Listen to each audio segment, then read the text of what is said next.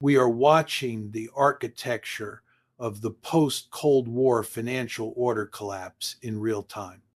Yet the trigger is not a military offensive or a breakdown in diplomacy. Instead, the catalyst is a seemingly bureaucratic dispute over a massive $300 billion stockpile of frozen Russian sovereign funds.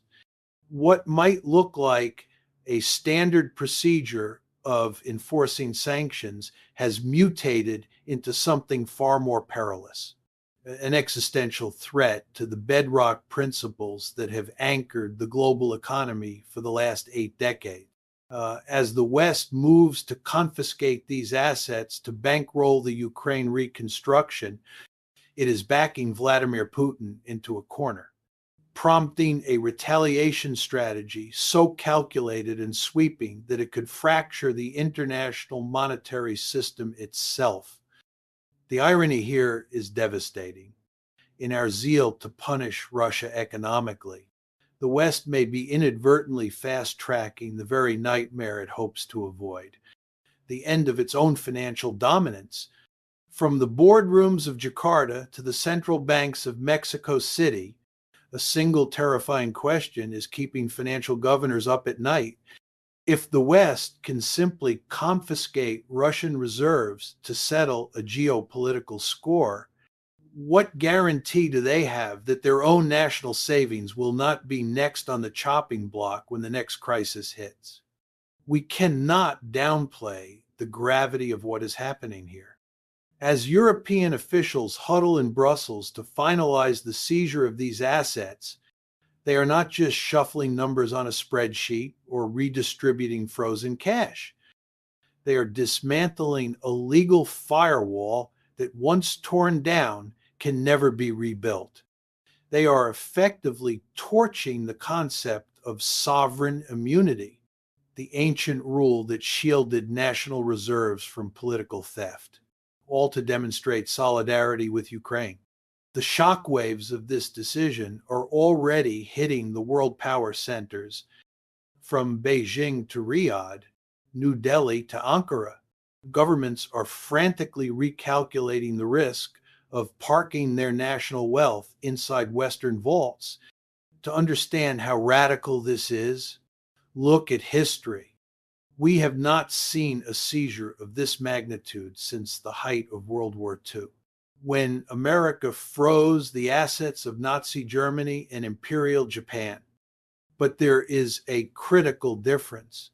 That precedent was set during a declared total war between nations. We are now applying those same extreme wartime measures to the murky, undeclared proxy conflicts of the 21st century. This move establishes a dangerous new precedent that the safety of a nation's wealth is no longer guaranteed by law, but is entirely dependent on its political alignment with the West. Make no mistake, Putin is not lashing out in a fit of blind rage. What we are seeing is a cold, calculated campaign of economic warfare, specifically designed to weaponize the very vulnerabilities created by the West's decision to seize these funds. The Kremlin has already laid the legal groundwork, signing a flurry of executive orders for what Moscow calls mirrored measures. In plain English, this is a license to seize Western corporate assets that are still trapped inside Russia. But let us be clear, snatching up factories and bank accounts is merely the opening move in a much larger game, one intended to destabilize the economic bedrock of the entire transatlantic alliance.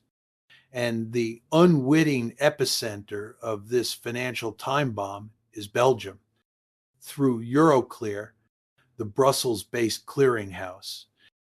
Belgium is currently sitting on a massive $200 billion pile of those frozen Russian assets. While many European leaders seem dangerously complacent about the risks, Belgian Prime Minister Alexander De Croo sees the writing on the wall. He knows that Belgium is effectively ground zero for the Moscow counterattack. The potential legal fallout is catastrophic. We are not just talking about angry diplomatic letters.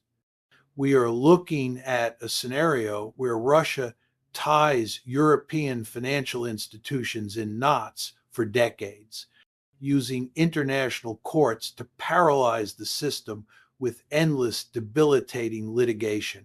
Here is the dangerous blind spot that few Western policymakers seem to grasp. This is not an even fight. The financial exposure is totally lopsided. Consider the math. While the West has frozen about $300 billion in Russian funds, Western corporations have anywhere from $800 billion to a staggering $1 trillion tied up inside Russia. We are talking about major German, French, and Austrian conglomerates that have spent decades building factories, supply chains, and banking networks on Russian soil. All of that infrastructure is now sitting there like a hostage, completely exposed to the Kremlin whims. If you look at the raw numbers, it is clear that Putin actually holds the leverage in this high-stakes game of economic chess. His calculation is brutally simple. Force the West into an impossible choice between backing Ukraine and saving their own industries. He is exploiting a classic flaw in Western democracies, the massive disconnect between tough political talk and cold economic reality. European politicians can promise unwavering support for Kyiv all they want, but they are powerless to shield their own companies from the blowback. Moscow is betting that once the balance sheets turn red and European chief executives face catastrophic losses, those business leaders will force their governments to back down. I have analyzed the internal mechanics of this crisis, and the pattern is alarming. It reveals that the West is woefully unprepared for the sheer scale of the retaliation that is coming down the pike. The European Union is trying to dress this seizure up in a suit and tie, relying on a concept they call reparations loans. It is a piece of financial sleight of hand designed to provide legal cover for what is in reality a massive wealth transfer. Brussels argues with a straight face that they are not confiscating Russian reserves outright, but merely holding them as collateral until Moscow pays for the war damages. That kind of clever wordplay might satisfy lawyers in Brussels, but it will not shield European corporations from the sledgehammer of Russian countermeasures. The Putin retaliation is not a single move. It is a multi-layered offensive designed to inflict maximum pain while proving that Moscow can defend its economic turf. Phase 1 is the immediate hostile takeover of Western corporate assets. Russia has bypassed normal legal procedures, creating a fast-track system that allows the state to seize foreign-owned property and transfer ownership in as little as 10 days. This is effectively nationalization without a dime of compensation. Major players like Raiffeisen Bank, UniCredit, PepsiCo, and Mondelez, who stayed in Russia despite the pressure, are now staring down the barrel of total expropriation. The sheer scale of this exposure is mostly hidden from the public, but the numbers are jaw-dropping. Raiffeisen Bank alone has paid over $1 billion in taxes to the Russian state since the war began. German manufacturers and chemical giants have tens of billions tied up in supply chains. French energy titans like Total Energies have infrastructure investments built over decades. All of this becomes fair game the second Brussels pulls the trigger. Phase 2 of the retaliation targets what Moscow calls Type C accounts. These are billions of dollars in profits that Western companies have earned inside Russia, but have been banned from withdrawing due to capital controls. This money has been piling up for nearly 3 years, effectively becoming a hostage fortune that Putin can weaponize instantly. He can simply declare these funds forfeited, inflicting immediate balance sheet carnage on Western firms while using that cash to fund his own war machine. But phase three is the most sophisticated and dangerous of all, a systematic war on the currency itself, designed to shatter the credibility of the euro. Russian officials are already bypassing European clearing systems entirely, coordinating with Chinese banks to settle trades in yuan instead of euros. This is not just sanctions evasion. It is a public demonstration to the world that the global economy can function, and function reliably, without Western financial infrastructure. But here is the truly terrifying part. The seizure of assets is just a sideshow. The real objective of the Putin retaliation is the systematic demolition of Western financial hegemony. I view this as a calculated demolition job intended to splinter the global monetary system, forcing major economies to flee toward alternative payment channels and rival currencies. Putin has been crystal clear. He considers forfeiting that $300 billion a bargain if it accelerates the collapse of Western dominance over international finance. Where the West sees a punishment, Russia sees a liberation fee, and the geopolitical shockwaves of this financial warfare are traveling far beyond the immediate battlefield. China, watching closely from Beijing, sees this as total vindication of its long-standing warning that the Western financial system is not a neutral utility, but a weapon of geopolitical coercion. Meanwhile, Saudi Arabia and the Gulf monarchies, sitting on mountains of petrodollars and euros, are quietly doing the math and rethinking the safety of keeping their wealth in Western vaults. The BRICS nations, India, Brazil, and South Africa, are hitting the accelerator on their own independent settlement systems, designed to bypass Western control grids entirely. What scares me most about this trajectory is how closely it echoes the economic fracturing that we saw right before previous global conflicts. When superpowers start using economic connections as a bludgeon rather than a bridge, the institutional foundations that keep the peace begin to rot. The seizure of sovereign reserves is the signal that economic warfare has officially replaced diplomacy as the primary tool of international relations. In this new reality, every trade deal, every investment flow, and every bank transaction transforms into a potential front line in an escalating cycle of retaliation. The timing of this crisis is nothing short of a nightmare. With Donald Trump back in the Oval Office, the era of guaranteed American blank checks for Ukraine is effectively over. That uncertainty has triggered a wave of desperation across the Atlantic, driving European leaders to make high-stakes gambles they would have considered reckless just a few years ago. The irony here is crushing in a frantic bid to wean themselves off American aid. Europe is lighting a fuse under its own financial foundations. I look at these leaders and I see politicians who do not fully grasp the monster they are unleashing. Take Germany, for instance. Chancellor Friedrich Merz has given the green light to asset seizures, but he seems to be ignoring the uncomfortable fact that German industry has some of the largest, most vulnerable targets painted on its back inside Russian territory. Then you have French President Emmanuel Macron. He used to be the voice of legal caution, but that hesitation is fading. Meanwhile, French energy giants and manufacturers are sitting ducks for the Putin revenge. This exposes the fatal flaw in the West's strategy. The massive gap between tough political posturing and the fragile reality of corporate balance sheets.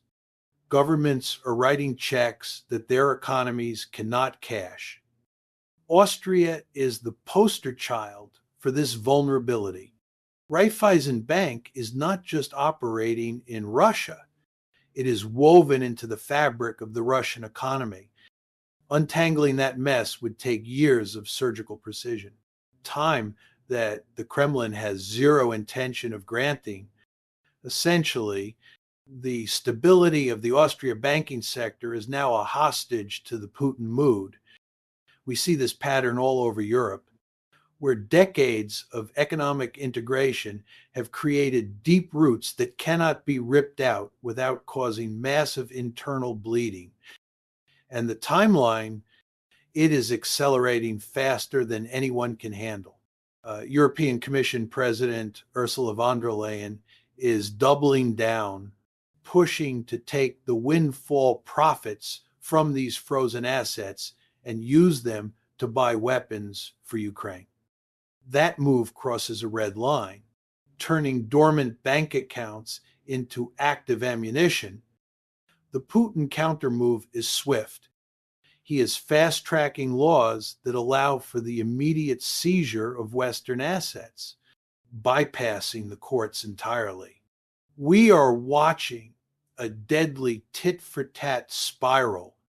Every strike invites a harder counterstrike, generating a runaway momentum that neither Washington nor Moscow seems capable of stopping. While political leaders on both sides seem to be sleepwalking toward a cliff, the financial markets are already sounding the alarm. The smart money is pricing in a disaster that the politicians are ignoring.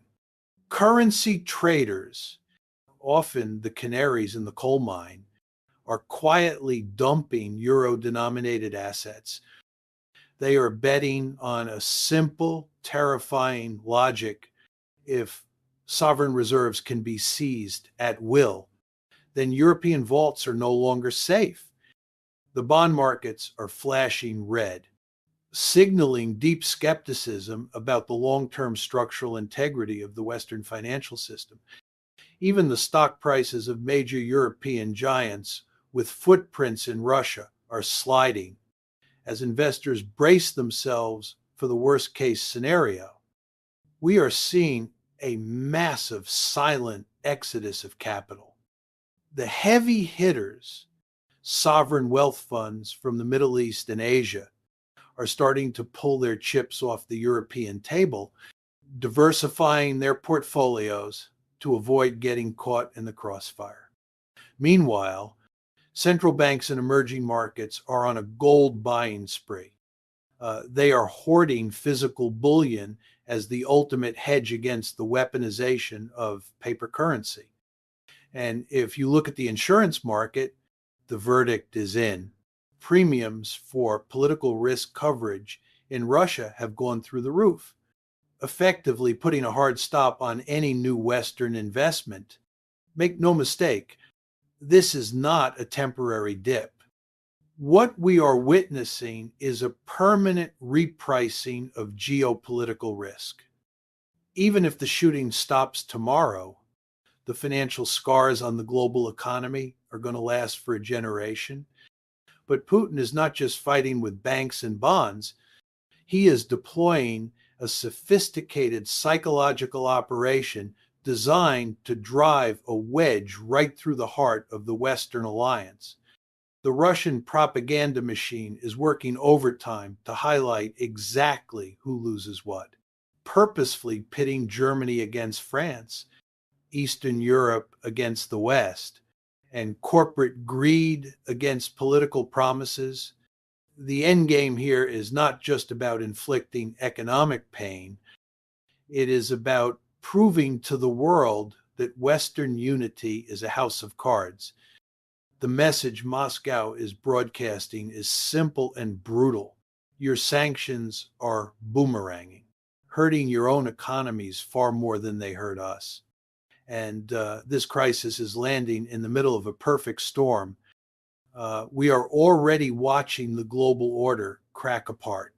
The explosion of the BRICS alliance, the rise of shadow payment systems, and the slow erosion of the dollar dominance in commodity trade are not isolated events.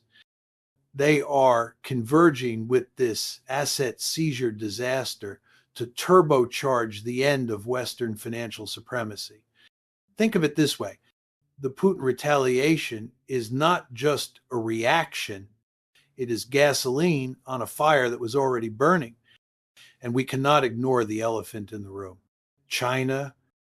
Beijing has spent years quietly laying the tracks for a parallel financial universe. They have built the cross-border interbank payment system, established currency swap lines, and set up trading platforms that operate completely outside Western radar. This asset seizure debacle is a gift to Beijing.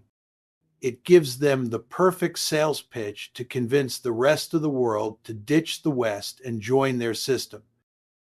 They are effectively rolling out the red carpet for any nation that is now terrified that their money is not safe in Western hands. I have spent a lifetime studying the history of financial warfare, and frankly, the writing is on the wall. These patterns are ominous. When nations start turning economic interdependence into a weapon, it usually signals the end of peaceful competition and the beginning of open conflict.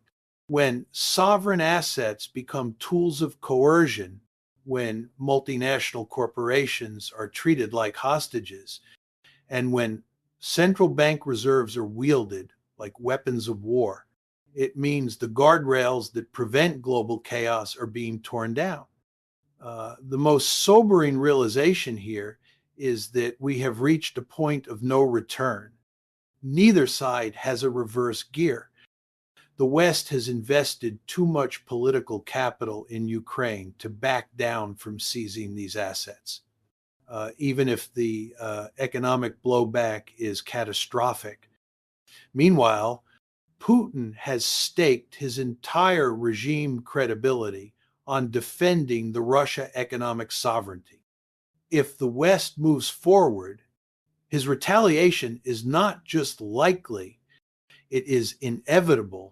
The logic of escalation has taken on a life of its own, completely detached from any rational cost-benefit analysis.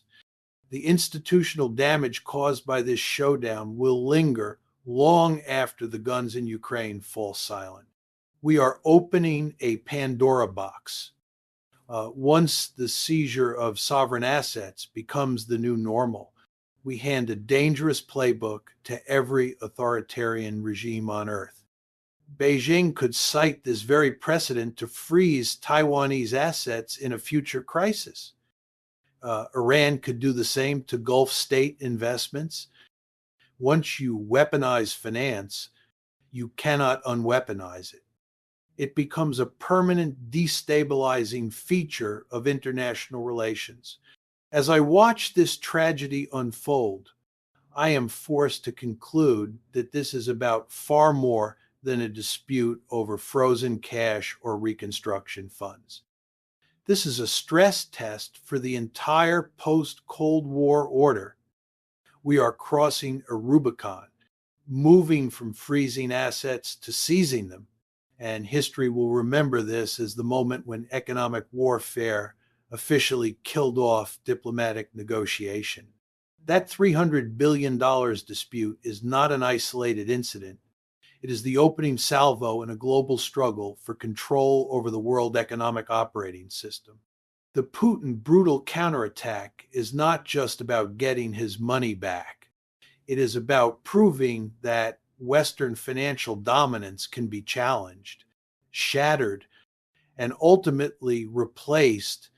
How the West responds now will decide the fate of the global economy. Are we heading toward a fractured world of competing currency blocks and parallel systems? The countdown to this financial reckoning has already begun, and the fallout is going to reshape the world for generations to come.